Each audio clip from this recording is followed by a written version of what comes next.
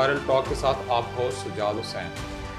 Girls education in Muslim community challenges and opportunities के नाम से एक सेमिनार, एक कॉन्फ्रेंस का इनेकाद किया गया पाकिस्तान के अंदर, जिसमें दर्जनों जो हैं ममालिक के मंदूबीन ने शिरकत की।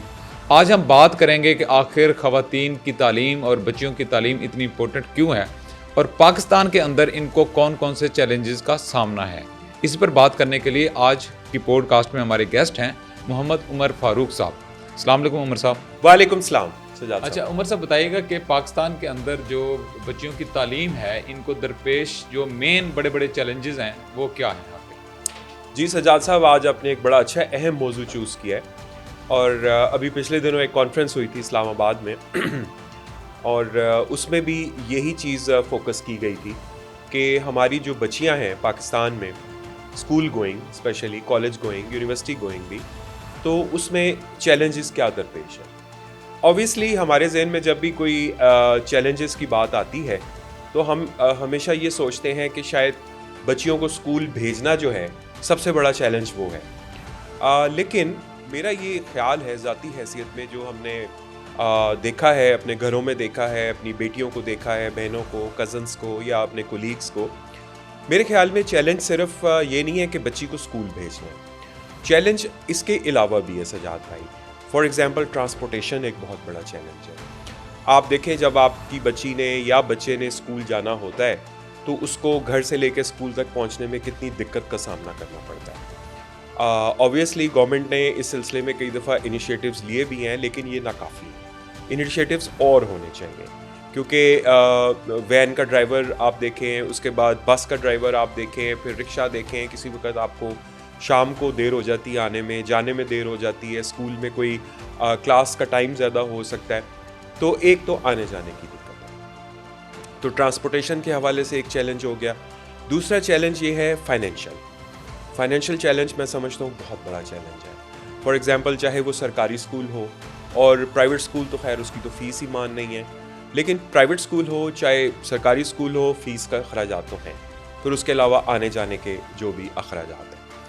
और फिर सबसे बड़ा फैक्टर, क्या बच्चे को स्कूल भेजना चाहिए। तो अभी भी हमारे मुआशरे में कहीं ना कहीं आपको ऐसे घर मिल जाएंगे, बगैर मैं ये सोचे, अगर कहूँ कि मेरे पास कोई एग्जैक्ट फिगर तो नहीं है, लेकिन अगर आप दूर दराज इलाकों का सोचें, पंजाब के दूर दराज गाँव का सोचें, बलूचिस्तान के दूर दराज इलाकों का सोचें, या सरहद के दूर दराज के इलाकों का सोचें, तो आपके जहन में एक चीज़ ज़रूर आएगी, क्या वहाँ बच्चियाँ स्कूल जा रही हैं। तो मेरे ख्याल में सर फाइनेंशियल, ट्रांसपोर्टेशन और चौथा बड़ा सबसे बड़ी चीज़ सिक्योरिटी, कि अगर कोई माँ बाप अपने जिगर के टोटे को पढ़ने भेज रहे हैं तो क्या वो बच्ची सिक्योर है रास्ते में, क्या उसको कोई नुकसान तो नहीं पहुँचेगा। तो ये सारे चैलेंजेस जो हैं ये मद्देनज़र होते हैं जब आप किसी बच्ची को स्कूल भेजते हैं। तो गालिबन ये जो इंटरनेशनल फोरम का लेवल का जो हमारे यहाँ कॉन्फ्रेंस हुई है, उसका सबसे बड़ा क्वेश्चन यही था। डेफिनेटली ये आपने बात की कि रिमोट एरियाज़ के कुछ ऐसे दूर दराज में लोग हैं जो थोड़ा सा रिलेक्टेंट हैं बच्चों को भेजने के लिए भी, फिर ट्रांसपोर्टेशन के भी इश्यूज़ हैं। अच्छा, ये सारी चीज़ें तो डेफिनेटली गवर्नमेंट के भी नॉलेज में हैं और वो इस पर काम भी कर रही है। गो के वो टारगेट उस तरह से वो फिल नहीं कर पाई जो होने चाहिए। जो हमारा करिकुलम है, जो पाकिस्तान के अंदर जो एक डिवीज़न है सिलेबस की, उस पर थोड़ा सा कमेंट करते हैं कि क्या वो भी एक वजह हो सकती है कि हम प्राइवेट स्कूल में डालें, सरकारी में डालें, ऑक्सफोर्ड का सिलेबस हो, पंजाब का सिलेबस हो, फेडरल का सिलेबस हो। तो ये सिलेबस में एक दफ़ा मेरा ख्याल है कि गुज़श्ता गवर्नमेंट ने काम भी किया था कि वन करिकुलम के अंडर वो सारे पढ़ेंगे, तो ये भी कोई इफेक्ट है इस पर? देखिए सजाद साहब, बात ये है कि करिकुलम तो चलें आप तब स्टार्ट होगा ना जब आप स्कूल पहुँचें। तो बेसिक तो जो चीज़ थी वो ये थी कि पहले आप स्कूल भेजने के लिए मेंटली प्रिपेयर तो हो। आपकी बात बिल्कुल ठीक है। करिकुलम उसके बाद जो नेक्स्ट फेज़ है वो करिकुलम का ही है, होना चाहिए। मेरी पर्सनल ओपिनियन तो ये है कि पूरे मुल्क में एक यूनिवर्सल करिकुलम होना चाहिए। जैसे आप भी बाहर गए हैं, मैं भी कई दफ़ा बाहर गया हूँ, तो हमने वहाँ जाके देखा है कि करिकुलम जो है पूरे स्कूल्स में सेम होगा। तो लेकिन यहाँ पे आप देखें कि वैसे तो सर क्वालिटी की चीज़ होगी तो वो एक्सपेंसिव तो होगी, और जो क्वालिटी एजुकेशन है वो एक्सपेंसिव है।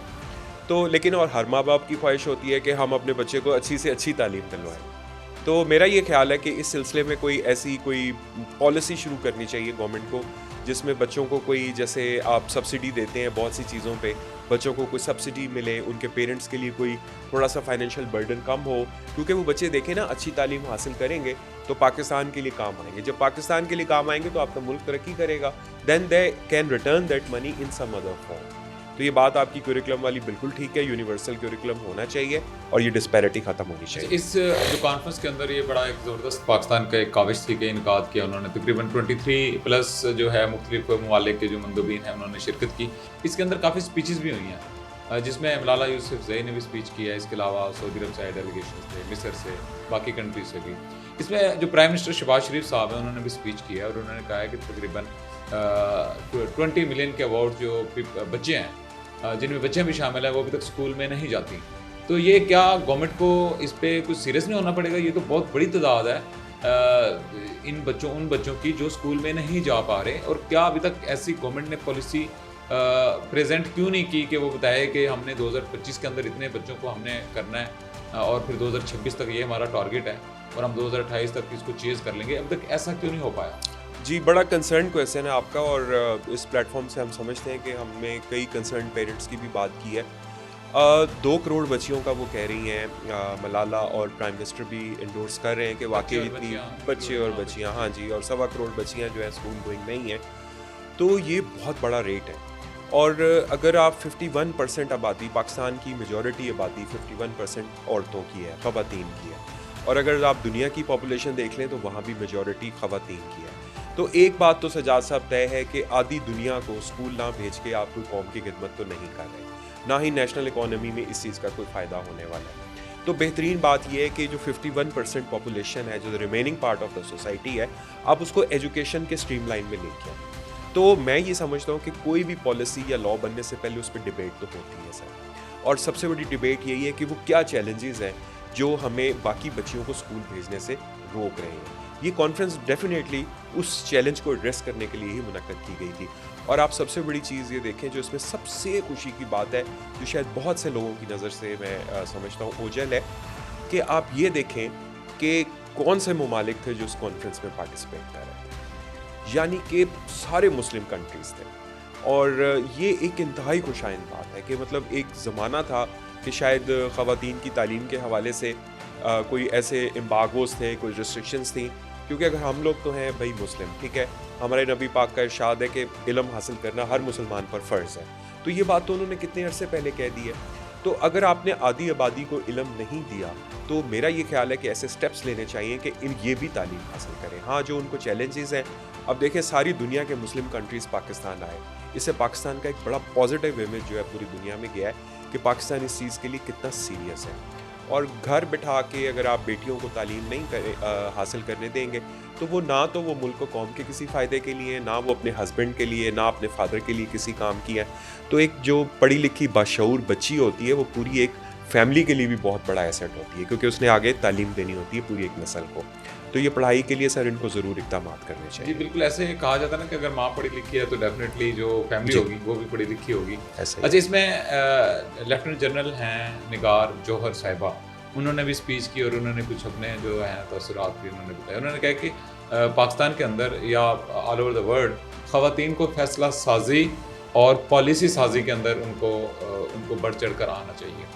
तो इस हवाले से आप बताइएगा कि पाकिस्तान के अंदर फ़ीमेल जो हैं मुख्तलिफ इदारों में और सियासत में किस तरह से अपना रोल प्ले कर रही हैं। देखिए जी, पहली बात तो ये है सजाद साहब, जो ये बात कर रही हैं वो खुद भी खातून है। देखें, पाकिस्तान की एक रोशन ख्याली है ना कि एक खातून को प्लेटफॉर्म मिला है और जो वो इतनी की पोजीशन पे बैठी हैं और जो ये बात कर रही हैं। फिर पाकिस्तान को एक ऐसा मुल्क होने का भी एजाज़ हासिल है जो मेरा ख्याल है जिसकी CEO या जो प्राइम मिनिस्टर थी वो मुस्लिम वर्ल्ड की पहली फ़ीमेल प्राइम मिनिस्टर थी। ऐसे ही है जी, बिल्कुल, हाँ जी, बेनज़ीर भुट्टो साहिबा। उसके अलावा इस वक्त आपके प्रोविंस की जो CM है वो भी एक खातून है। तो पाकिस्तान जो है वो इस चीज़ में रोशन ख्याली को अगर आप इस चीज़ से ताबीर करते हैं तो पाकिस्तान इस चीज़ में बहुत आगे है। और अगर इतनी की पोजीशन होल्डर ये बात कह रही हैं तो वो भी समझती हैं कि ये चैलेंजेस हमें दरपेश हैं। फिर मलाला यूसुफज़ई भी पाकिस्तान से बिलोंग करती हैं, जो कि नोबल लॉरिएट हैं।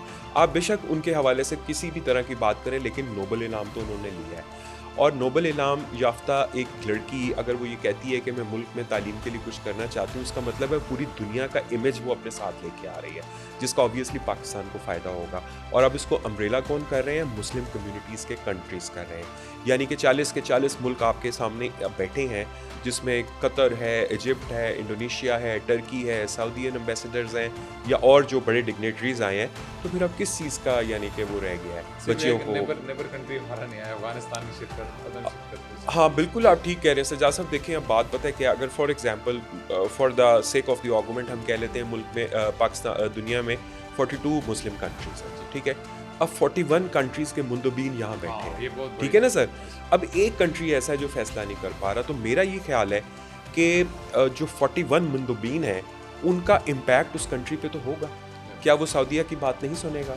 अच्छा, अगर फिर हम अफगानिस्तान को क्यों देखते हैं, हम अपने से आगे जो मुल्क हैं उनको क्यों ना देखें? हम इंडोनेशिया को देखें सर, हम टर्की को देखें सर, हम मलेशिया को देखें सर।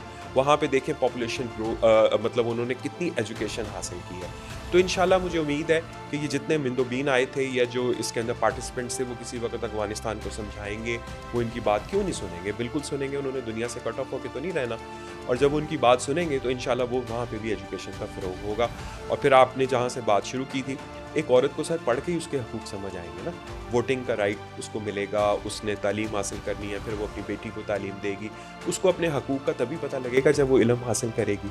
तो ये सर एजुकेशन बहुत ज़रूरी है। जी डेफिनेटली एजुकेशन ज़रूरी है। फिर जो जो चैलेंजेस हैं उस पर भी गवर्नमेंट ने बात की, काफ़ी सारे लोगों ने बात की और अपॉर्चुनिटीज़ की बात की। जी। अच्छा, अगर एक खातून या लड़की पढ़ जाती है, पढ़ लिख के वो फील्ड में आती है और जॉब की उसको तलाश होती है ताकि वो रोज़गार अपना कमा सके, तो पाकिस्तान के अंदर इतनी अपॉर्चुनिटीज़ हैं कि इतनी ज़्यादा फीमेल या मेल जो स्टूडेंट पास आउट होते हैं हर साल, उनको अपॉर्चुनिटी मिले, जॉब मिले। जी सज्जाद साहब, आप बिल्कुल ठीक कह रहे हैं। और इस वक्त जॉब मार्केट का वैसे ही ओवरऑल पूरी दुनिया में एक बड़ा स्लम्प आया हुआ है। उसमें बड़े बड़े कॉम्पिटेंट लोग जो है ना इस वक्त जॉबलेस बैठे हुए हैं।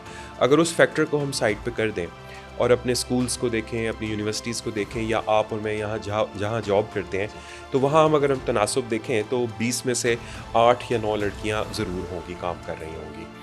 और भी लड़कियां जो अगर जॉब करना चाहती हैं, पहली बात तो ये है कि क्या वो जॉब करना चाहती हैं। तो मेंटल बैरियर जो है सबसे बड़ी चीज़ तो उसको एड्रेस करना है कि जॉब करने में कोई बुराई नहीं है, बल्कि आप एक तरह से एक इस शहर के लिए काम आ रही हैं, इस मुल्क के लिए काम आ रही हैं, टैक्स पेयर बन रही हैं आप, जिससे देखें कि एक अच्छा इमेज जाएगा। तो मकसद है ये है कि अगर हम अपने आसपास के माहौल को देखें तो बहुत सारी ख़वातीन हैं जो कि जॉब कर रही हैं और माशाल्लाह बड़े अच्छे तरीके से कर रही हैं। तो पाकिस्तान हर तरीके से अपॉर्चुनिटी देता है। मेट्रो सिटीज़ वैसे पूरी दुनिया में ही ऐसे हैं, आप लंदन देख लें, रोम देख लें, पेरिस देख लें, इटली देख लें, इटली तो, और उसके अलावा बाकी सारे कंट्रीज़ देख लें, जो मेट्रो सिटीज़ है वहाँ पे जॉब का क्राइटेरियन रूरल लाइफ से ज़्यादा है। लेकिन आहिस्ता आहिस्ता जैसे जैसे तालीम की रोशनी फैलती चली जाएगी, और हमारा तो मज़हब भी कहता है इल्म हासिल करो, जैसा कि कुरान की एक आयत भी है कि क्या जो बेइल्म लोग हैं वो क्या इल्म हासिल करने वालों से बेहतर हो सकते हैं? नहीं हो सकते। इल्म हासिल करने वाले बेहतर लोग हैं। तो जब सर आपके कुरान ने कह दिया, आपके नबी पाक का इरशाद हो गया और मुस्लिम कंट्रीज़ की अम्ब्रेला भी आपको मिल रही है, तो फिर अब बच्चियों को ना पढ़ाना तो अजीब सा ही लगता है। बहुत शुक्रिया उमर साहब, आपने हमें टाइम दिया और अपनी राज। जज़ाकल्लाह सर, जज़ाकल्लाह। जी नाज़रीन, गुफ्तगू आपने सुनी, इसमें कोई शक नहीं है कि पाकिस्तान भी अपनी बच्चियों और बच्चों की तालीम के लिए काफ़ी सीरियस है और गवर्नमेंट को ऐसी स्टेप्स उठाने पड़ेंगे जो हमने डिस्कस किया कि जो बच्चों की तालीम के अंदर उनको ट्रांसपोर्टेशन का इशू है, फाइनेंस का इशू है या सिक्योरिटी का इशू है, उसको हल करना वक्त की ज़रूरत है। अपने मेज़बान सजाद हुसैन को इजाज़त दीजिए। अल्लाह हाफिज़।